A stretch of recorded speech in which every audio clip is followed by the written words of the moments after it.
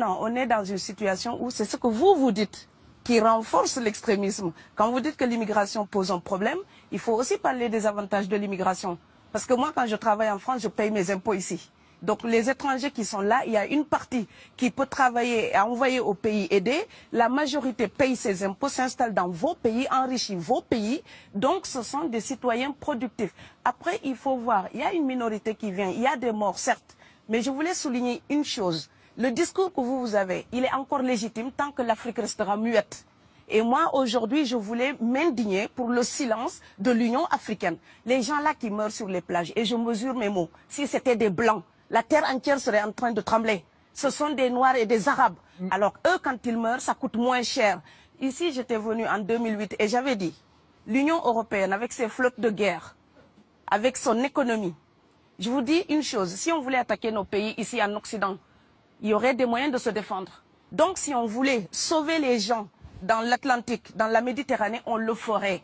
Parce que les moyens qu'on a mis pour Frontex, on aurait pu les utiliser pour sauver les gens. Mais on attend qu'ils meurent d'abord. C'est à croire que le laisser mourir est même un outil dissuasif. Et je vais vous dire une chose, ça ne dissuade personne.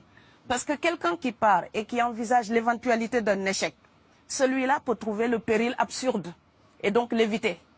Mais celui qui part pour la survie, qui considère que la vie qu'il a à perdre ne vaut rien, eh bien celui-là, sa force est inouïe. Parce qu'il n'a pas peur de la mort. C'est exactement pourquoi il faut fermer des frontières complètement. Il faut sauver l'Afrique et sauver l'Europe. Vous ne pourrez pas rester comme des... Monsieur, vous ne resterez pas comme des poissons rouges dans la forteresse européenne. La crise actuelle nous a démontré ça. Au jour d'aujourd'hui, l'Europe ne sera plus jamais épargnée tant qu'il y aura des conflits ailleurs dans le monde.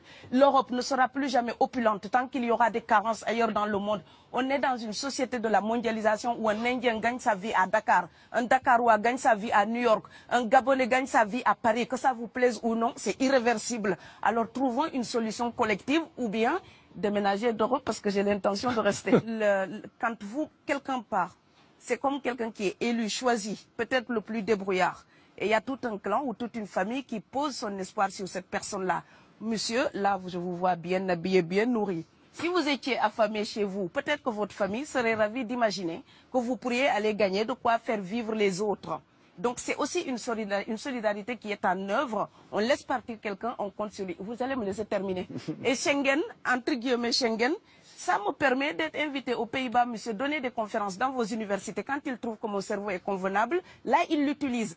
Par contre, ils sont embêtés à l'idée d'avoir mon frère, qui n'est pas aussi diplômé que moi et qui pourrait avoir peut-être envie de travailler dans le bâtiment. Donc, vos pays deviennent schizophrènes.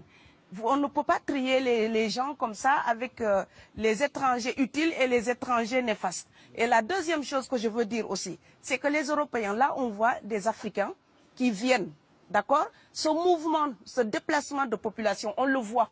Mais on ne voit pas le mouvement des Européens allant vers les autres pays. Alors, celui-là, c'est le mouvement des puissants.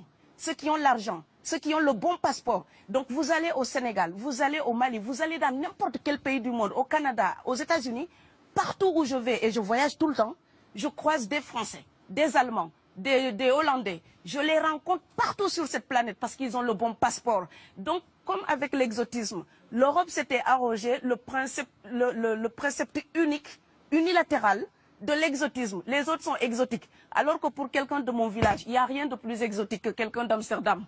Maintenant, pour l'étranger aussi, pour les voyages des temps modernes avec la mondialisation, quand les pauvres viennent vers vous, il y a des mouvements de foule qu'il faut bloquer. Mais quand vous, avec votre passeport et avec toutes les prétentions que cela donne, vous débarquez dans les pays du tiers-monde, là, vous êtes en terrain conquis. Donc, on voit les pauvres qui se déplacent, on ne voit pas les riches qui investissent dans nos pays. L'Afrique se développe en taux entre 5 et 10%. Ce n'est plus de la progression, c'est de la surchauffe. Sauf que quand des pays du tiers-monde se développent et qu'ils n'ont pas les moyens pour gérer tout ça, il faut une ingénierie, il faut une formation, il faut des populations pour installer une démocratie. Là, cette surchauffe-là, vous avez besoin qu'on reste dominé pour servir de débouché à l'industrie européenne. Alors il faut arrêter l'hypocrisie. On sera riches ensemble ou on va se noyer tous ensemble. Et je pense que l'Afrique et l'Europe, par exemple, sont là comme des enfants qui se regardent à travers un miroir déformant. Il serait enfin temps qu'ils se respectent, qu'elles se respectent suffisamment pour que l'Europe arrête de nous envoyer ses déchets industriels pour construire avec nous de véritables industries, pour que l'Europe participe à ce développement et que l'Afrique, 60 ans après les indépendances, arrête de dire c'est la faute des autres. Au bout d'un moment, indépendance, c'est responsabilité. Si nous sommes vraiment indépendants en Afrique, nous sommes aussi responsables de notre destin. Et ça ne se fera pas sans les Européens et l'Europe ne s'en sortira pas sans l'Afrique parce que sinon nous serons un boulet que vous traînerez. Donc ce monde-là est lié et je pense que l'entente, je rêve d'une entente, d'une fraternité. Oui, je sais, ça fait bisounours. Mais il me faut garder cette utopie-là pour garder le courage d'écrire toutes les nuits. Parce que j'ai fait le vent de l'Atlantique il y a bientôt 12 ans. Aujourd'hui, à l'époque, quand je parlais de dizaines de morts dans l'Atlantique, on me disait « tu exagères ». Maintenant qu'on les ramasse par milliers, je suis absolument triste de devoir réaliser tout simplement qu'en tant qu'auteur, je ne fais que répondre à l'injonction de Schiller. La dignité de l'homme est remise entre vos mains, gardez-la.